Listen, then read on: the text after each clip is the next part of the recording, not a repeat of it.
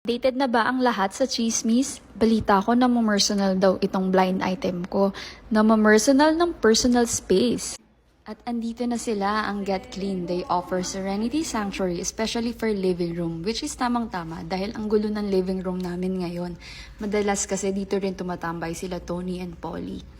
O diba, wala talagang pinapalagpas sila ate kahit mga walls and corners ng living room namin. They make sure na madadaanan nila bawat sulok. And as a fur mom, mahirap talaga mag-maintain ng bahay. Mas lalo na if busy ka sa work. Grabe, kakastart pa lang nila ate pero nakikita ko na yung difference ng mga nagawa nila at sobrang bango ng kanilang mga products, nakaka-relax. Ito na nga ang bakas ng aming living room, nakakahiya. To think na lagi pa ako nagva-vacuum nito Madalas talaga hindi mo maiiwasan hindi makita yung dumi sa sulok at yung mga fern nila Tony and Polly. Parang ito sa area na to, hindi ko to talaga ito madalas na dadaanan.